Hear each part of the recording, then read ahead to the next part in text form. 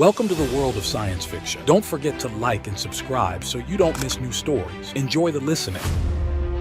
The verdant jungle of Astron 11 pulsed with alien life as Ryan's eyes flickered open. His head throbbed, each heartbeat sending waves of pain crashing through his skull. Disoriented, he struggled to focus on his surroundings. Lush foliage in impossible shades of purple and blue stretched as far as he could see. The air hung thick with humidity, carrying unfamiliar scents that made his nose twitch. "Where am I?" Ryan mumbled, his voice hoarse. He attempted to sit up, but dizziness forced him back down. A soft meow caught his attention. Turning his head, he spotted a familiar feline face peering at him with bright green eyes. Bob? The name tumbled from his lips instinctively, though he couldn't recall why. The orange tabby padded closer, rubbing against Ryan's arm. "At least I'm not alone, buddy." As Ryan's vision cleared, confusion deepened. How had he ended up here? Why couldn't he remember anything beyond his name and his feline companion? He pushed himself to his feet, swaying slightly as he surveyed the alien landscape. "We need to find help, Bob," Ryan said, his eyes scanning the dense foliage for any sign of civilization. The cat meowed in response, trotting ahead as if he understood. They hadn't gone far when Ryan heard voices, distinctly female voices, approaching through the undergrowth. He froze, unsure whether to call out or hide. Before he could decide, a group of women emerged from the jungle. Ryan's jaw dropped. The women were undeniably humanoid, their bodies curved in all the familiar places. But their skin, it was a vibrant shade of emerald green that seemed to shimmer in the dappled sunlight. Their eyes, large and expressive, widened as they caught sight of him. "What is that?" one of the women exclaimed, pointing at Ryan. Another stepped forward, her brow furrowed. "It looks like us, but different." Ryan raised his hands in what he hoped was a universal gesture of peace. "Hello," he said cautiously. "I'm Ryan. I'm lost, and I can't remember how I got here." The women exchanged rapid-fire glances, speaking in a language Ryan couldn't understand. One of them, taller than the rest with intricate silver markings on her arms, approached him slowly. "You speak," she said, her accent lilting and musical. "But you are not like us. What are you?" Ryan blinked, thrown by the question. "I'm a human, a man. Don't you have men here?" The women's reactions ranged from confusion to fascination. The tall one with the markings shook her head. "We have never seen a man before. You must come with us. Our elders will want to examine you." "Examine?" Ryan took a step back. "Look, I just need help. I'm lost. I can't remember anything." His protests were cut short as two of the women grasped his arms, their grips surprisingly strong. Bob hissed, his fur standing on end. "The creature!" another woman exclaimed, pointing at the cat. "We must bring it too. They seem connected." Before Ryan could object further, he found himself being half led, half dragged through the jungle. Bob trotted alongside, occasionally yowling his displeasure at the situation. After what felt like hours of trekking through the dense foliage, they emerged into a clearing. Ryan's eyes widened as he took in the sight before him. A sprawling settlement of organically curved structures rose from the jungle floor, seamlessly integrated with the surrounding nature. The buildings seemed to be grown rather than built, their surfaces a mix of living plant matter and some kind of iridescent material. As they entered the settlement, Ryan became acutely aware of the stares. Everywhere he looked, emerald-skinned women stopped what they were doing to gawk at him.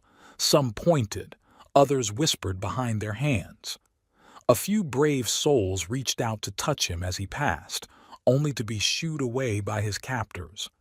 They led him to a large domed building at the center of the settlement.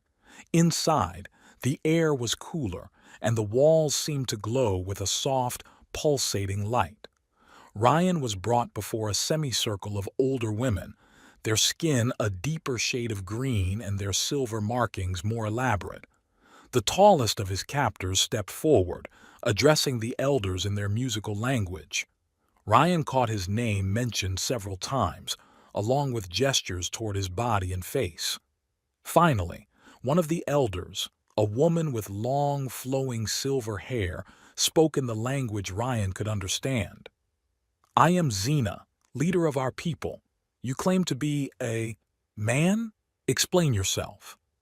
Ryan swallowed hard, acutely aware of the scrutiny he was under. "As I told the others, my name is Ryan. I'm a human, a man, from, well, I'm not sure where I'm from. My memory is foggy. I woke up in your jungle with no idea how I got here." Xena's eyes narrowed. "And what is your purpose here?" "I don't know," Ryan admitted. "I can't remember anything about my past or how I arrived. The last thing I remember clearly is waking up with my cat, Bob." He gestured to the feline who sat licking his paw, seemingly unperturbed by the strange surroundings. A murmur rippled through the assembled women at the mention of Bob. Xena leaned forward, her gaze intense. "This creature is yours? What is its function?" Ryan blinked, thrown by the question. "Function? He's my pet, my companion. Doesn't anyone here keep animals as companions?" The concept seemed to baffle the women. One of the elders whispered urgently to Xena, who nodded before addressing Ryan again. "We have much to learn about you, Ryan man. You will be kept here for study.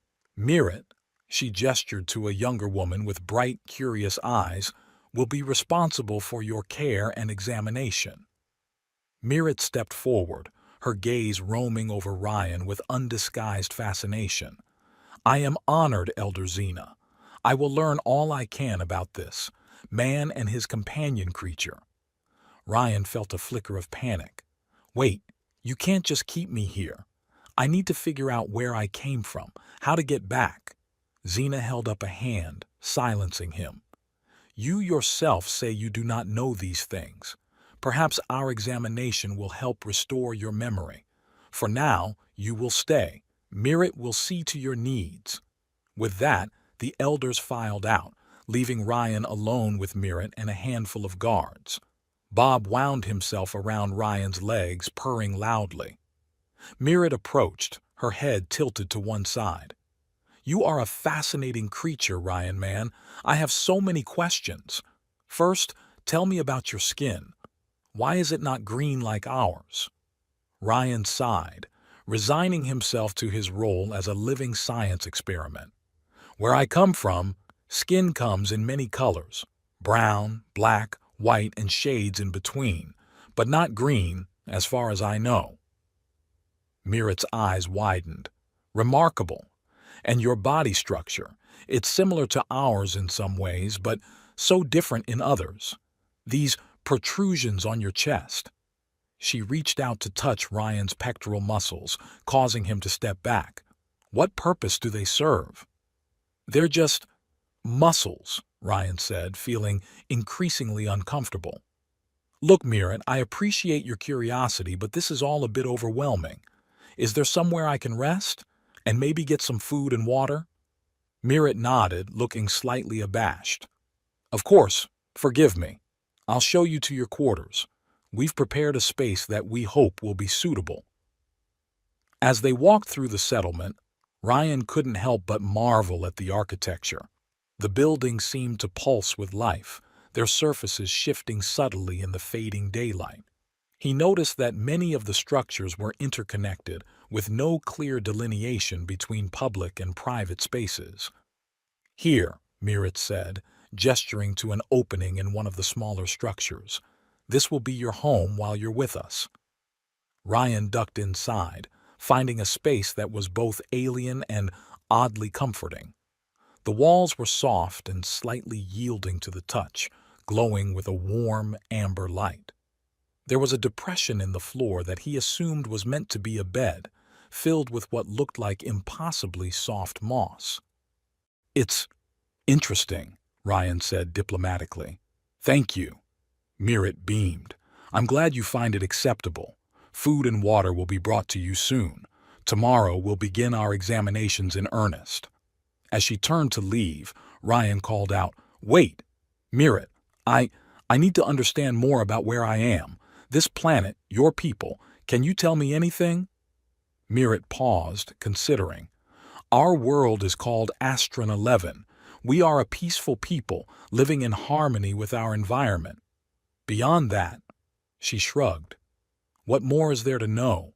We exist, we thrive. Until you arrived, we believed we were alone in the universe. With that, she left, the opening sealing seamlessly behind her. Ryan sank down onto the moss bed, his head spinning with questions. Bob hopped up beside him, kneading the soft surface with his paws. What have we gotten ourselves into, Bob? Ryan murmured, scratching the cat behind the ears. And more importantly, how do we get out of it? As if in answer, a flash of memory seared through Ryan's mind, a glimpse of a sleek spacecraft, a sense of urgency, a mission of vital importance. But as quickly as it came, the memory slipped away, leaving him with more questions than answers. Over the next few days, Ryan found himself subjected to a battery of tests and examinations. Mirret and her team of scientists poked, prodded, and questioned him endlessly. They were particularly fascinated by his physical differences, his deeper voice, his muscular structure, and especially the parts of his anatomy that differed most drastically from their own. But how do you reproduce without the necessary organs? Mirret asked one day, her brow furrowed in confusion. Ryan felt his face flush. We have the necessary organs. They're just different from yours. Look, where I come from, there are two sexes, male and female. I'm a male. This revelation caused a stir among the scientists. They huddled together, whispering excitedly in their musical language. Ryan caught snatches of their conversation words that sounded like impossible, an evolutionary dead end. As the days wore on, Ryan found himself growing increasingly frustrated. Despite Mirret's assurances that their examinations might help jog his memory, he remained as confused about his past as ever. The flashes of memory, the spacecraft, the sense of a crucial mission continued to plague him, but he couldn't piece them together into a coherent whole. It was during one of his rare moments alone that Ryan made a startling discovery. Restless and eager to escape the confines of his quarters, he had convinced Mirret to let him explore the outskirts of the settlement. As he walked along the jungle's edge, Bob trotting faithfully at his heels, something caught his eye. Half hidden by the lush vegetation, a glint of metal shone in the afternoon sun. Ryan pushed aside the foliage, his heart racing. There, partially buried in the soft earth, lay the unmistakable remains of advanced technology. The metal was corroded and overgrown, but its artificial nature was clear. What the hell? Ryan muttered, crouching down to examine the find. As he brushed away layers of dirt and plant matter, more of the structure was revealed. It was massive, stretching far into the jungle, and it was old, far older than the current settlement. A chill ran down Ryan's spine as the implications sank in.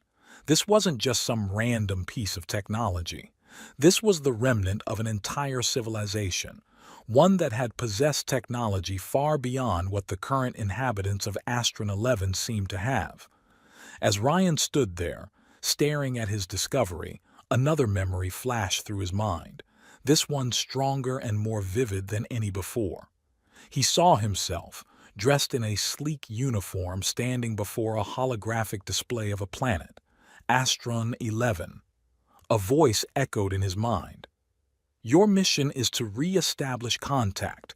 Find out what happened to the colony. At all costs, do not reveal. The memory cut off abruptly, leaving Ryan gasping. He stumbled backward, his mind reeling. Colony, mission.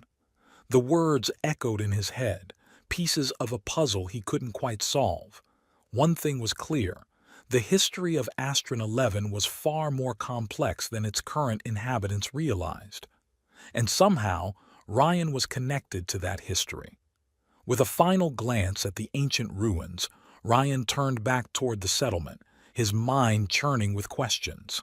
Whatever his mission had been, whatever had brought him to this strange world, he was determined to uncover the truth. The women of Astron 11 might think they were studying him, but Ryan realized he had stumbled upon a far greater subject of study. The secrets of Astron 11 lay buried in the jungle, waiting to be unearthed. And Ryan, with his fragmented memories and mysterious past, might be the key to unlocking them all.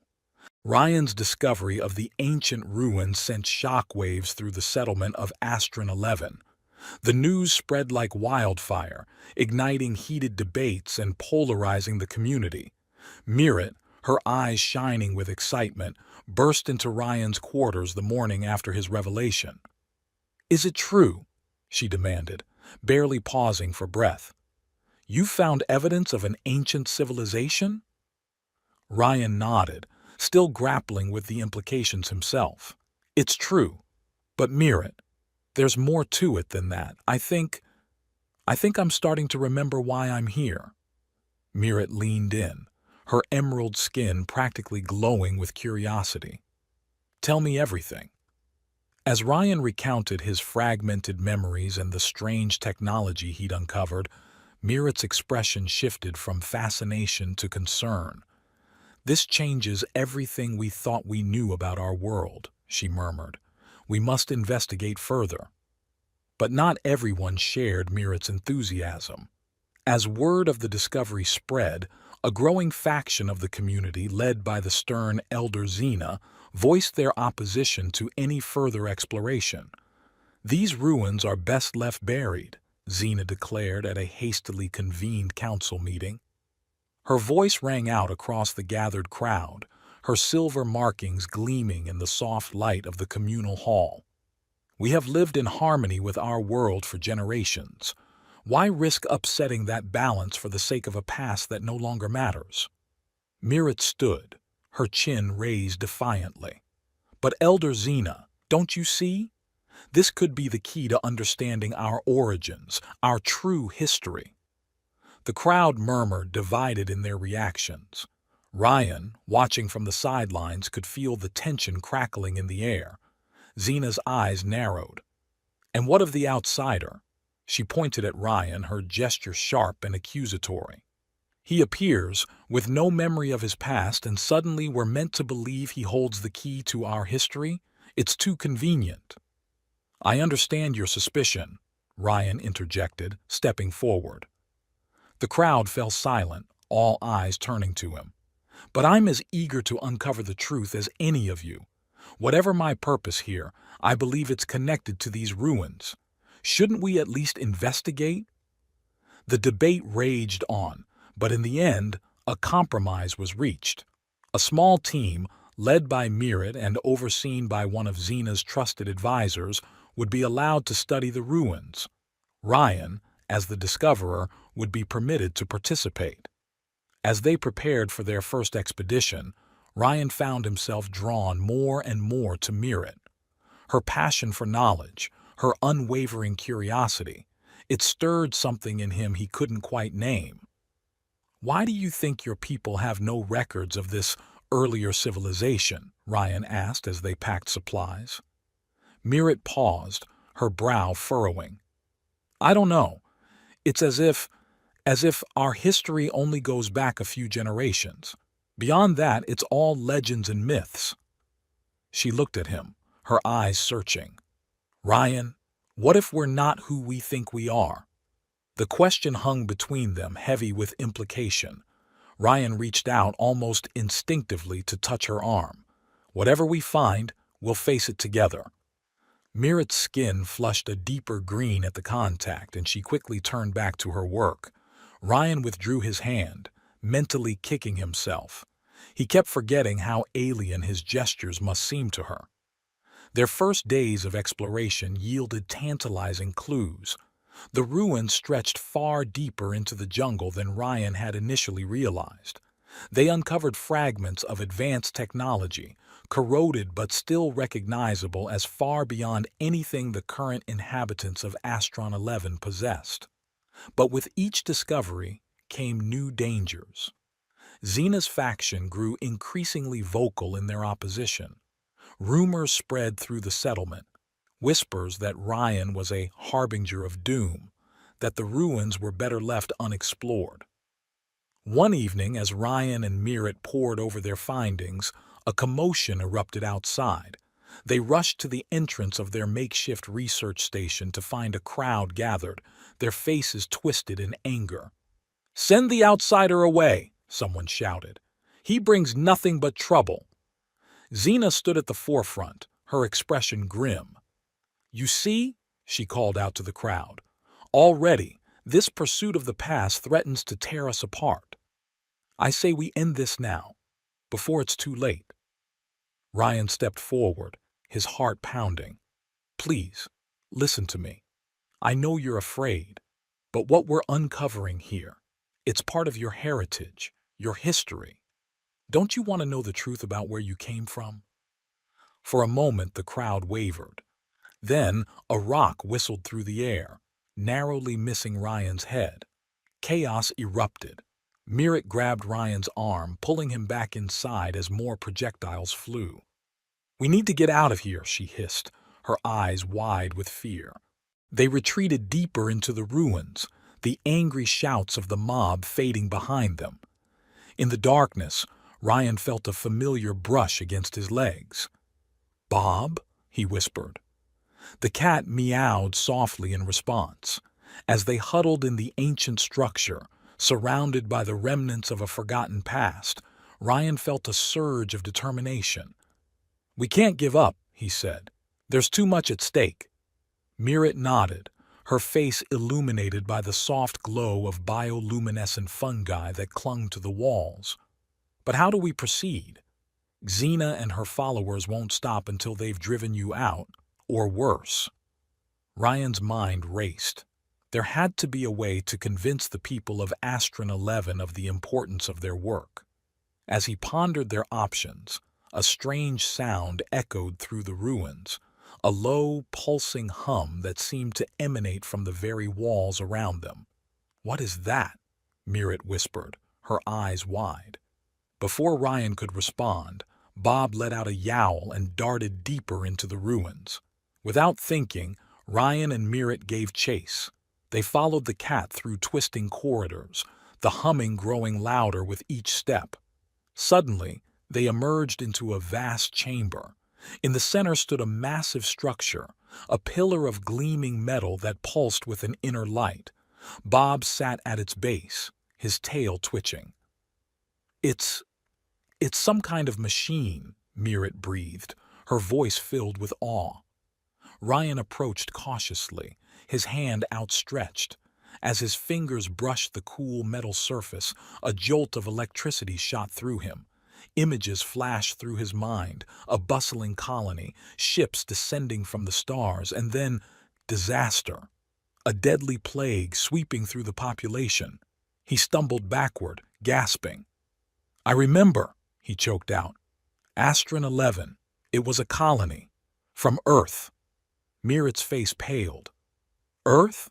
But that's just a legend, a fairy tale world our ancestors spoke of." Ryan shook his head, the memories flooding back. "It's real. And this colony, something went wrong. A disease that affected only the men.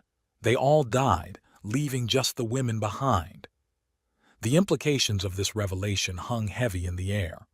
Merritt sank to her knees, her world turned upside down. "But how? How could we have forgotten all of this?" Before Ryan could answer, a new voice cut through the chamber. "Because we made you forget." They whirled to see Xena standing in the entrance, flanked by several of her supporters. But there was something different about her now, a weariness in her eyes, a slump to her shoulders that spoke of a long-carried burden. "What do you mean?" Ryan demanded, stepping protectively in front of Merritt. Xena sighed, suddenly looking ancient. The last of those who remembered the truth decided it was better this way, to let the pain and loss fade into myth and legend, to give our people a chance to start anew, unburdened by the tragedies of the past. Mirret stood, her eyes flashing with anger. You had no right to make that decision for all of us. We had every right, Xena shot back. We were trying to protect you, to protect all of us. As the argument escalated, Bob suddenly leapt onto the central pillar. His claws scraped against the metal surface, and the humming intensified. The chamber filled with a blinding light, and a holographic display flickered to life. Images of Earth, of the early days of the colony, of the devastating plague, they all played out before their eyes. The history Xena and her predecessors had tried so hard to erase was laid bare for all to see. When the display faded, silence reigned. Xena's supporters looked shell-shocked, their worldview shattered in an instant. Ryan stepped forward, his voice quiet but firm. You can't hide from the truth forever. Your people deserve to know their history, all of it. The triumphs and the tragedies.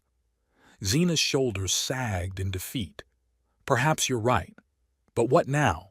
How do we move forward from this? Before anyone could answer, a new alarm began to sound, a high-pitched wail that echoed through the ruins. Mirret's eyes widened in recognition. That's the perimeter alert. Something's entered our atmosphere. They rushed outside, emerging from the ruins to see a blazing light streaking across the sky. As it drew closer, its shape became clear, a spacecraft, sleek and unmistakably of Earth origin. Ryan's heart leapt into his throat. This was it, the missing piece of his fragmented memories. He had been sent here as an advance scout, to re-establish contact with the lost colony of Astron 11. As the Earthship's hatch hissed open, Ryan's memories came flooding back in a torrent. He staggered, overwhelmed by the sudden influx of information. Mirret caught him, her emerald hand steady on his arms. "Ryan, what's wrong?" she asked, concern etched on her face. He blinked, his vision clearing as the pieces of his past slotted into place. "I remember everything now," he breathed. "The mission, why I'm here, and what Bob really is." At the sound of his name, the orange tabby sauntered over, his tail held high. Ryan stared at his feline companion with new eyes. "You're not just a cat, are you, Bob?" As if in response, Bob's form shimmered and changed. In a matter of seconds, where the cat had stood, there was now a small, sleek robot. Its feline features were still recognizable, but unmistakably artificial. Gasps rippled through the crowd of Astron 11 inhabitants. Mirret stumbled back, her eyes wide. What is that?" Ryan placed a hand on the robot's cool metal head. "This is Bob, or rather, Binary Observation Bot. He's an advanced AI, sent to assist me in my mission to reconnect with lost Earth colonies." Xena pushed her way to the front of the crowd, her face a mask of fury. "More lies, more deceptions," she spat. "I knew we couldn't trust you, outsider." The tension in the air was palpable as the Earth crew approached, led by a tall woman with close-cropped gray hair. Her uniform bore the insignia of a high-ranking officer. "I am Captain Erica Strand of the Earth reconnaissance vessel Horizon," she announced, her voice carrying across the clearing. "We've been searching for Astron 11 for generations. Ryan," she nodded to him, "was sent ahead to prepare for our arrival." Ryan stepped forward, standing between the Earth crew and the inhabitants of Astron 11. "Captain Strand, there's been a complication. The colony's history has been suppressed. Most of these people had no idea of their true origins until today." Strand's eyebrows shot up. "Suppressed? By whom?" Before Ryan could respond, Xena surged forward, her voice shrill with panic. "No! We can't let this happen. We must protect our way of life." She lunged for Bob, perhaps hoping to destroy the evidence of Earth's advanced technology. But the robot was too quick, darting away with inhuman speed. Chaos erupted. Xena's supporters clashed with those curious about their newfound history. The Earth crew, caught off guard, reached for weapons they'd hoped not to use. "Stop!" Ryan's voice cut through the din. He climbed atop a nearby boulder, raising his hands. "Please, everyone, listen to me." Gradually, the fighting subsided, all eyes turning to Ryan. "I understand the fear and confusion you're feeling," he began, addressing the people of Astron 11. "Your world has been turned upside down, but fighting won't solve anything. We have a chance here, a chance to reconnect with our past and shape a new future." He turned to Xena, his voice softening. "I know you thought you were protecting your people, but secrets and lies only breed more pain in the long run. It's time for the truth to come out." Xena's shoulders slumped, the fight draining out of her. "And what truth is that?" she asked, her voice barely above a whisper. Ryan took a deep breath. "The truth is, Astron 11 was never meant to be isolated. You are part of a greater galactic community. The plague that wiped out the male population was a tragedy, yes, but it doesn't define you. You've built something incredible here, against all odds. Now it's time to share that with the rest of humanity." Mirret stepped forward, her eyes shining. "He's right. We've always known, deep down, that there was more to our history. This is our chance to embrace it." Captain Strand nodded approvingly. "Well said, both of you. We're not here to conquer or control. We're here to reconnect, to learn from each other." As the tension in the air began to dissipate, Bob the robot chirped and whirred. A holographic display sprang to life, projecting images of Earth and other colony worlds. "There's so much to share," Ryan said, gesturing to the display. "Art, music, scientific advancements, and yes, the history of how Astron 11 came to be." Over the next few hours, as the twin suns of Astron 11 arced across the sky, a tentative peace was established. The Earth crew set up a base camp, and small groups of curious colonists ventured forward to interact with them. Ryan found himself acting as a bridge between the two groups, translating cultural nuances and smoothing over misunderstandings. Mirret was constantly by his side, her quick mind and natural diplomacy proving invaluable. As night fell, Ryan, Mirret, and Bob stood at the edge of the clearing, watching the mingling of two long-separated branches of humanity. "It's really happening, isn't it?" Mirret murmured, her hand finding Ryan's. "We're not alone anymore." Ryan squeezed her hand gently. "You never were. But yes, things are going to change now. Are you ready for that?" Mirret's gaze was steady as she looked up at him. "As long as we face it together, I'm ready for anything." A commotion near the Earthship drew their attention. Xena was engaged in an intense conversation with Captain Strand, her gestures animated. "Should we intervene?" Mirret asked, tensing. Ryan shook his head. "No, let them talk. Xena needs to come to terms with this in her own way." As they watched, Xena's posture gradually relaxed. By the end of the conversation, she and Strand were nodding in agreement. Xena approached Ryan and Mirret, her expression solemn. "I've been short-sighted," she admitted. "In trying to protect our people, I nearly robbed them of their heritage. Captain Strand has agreed to help us access the colony's original databases. It's time our people learned the full truth of their history."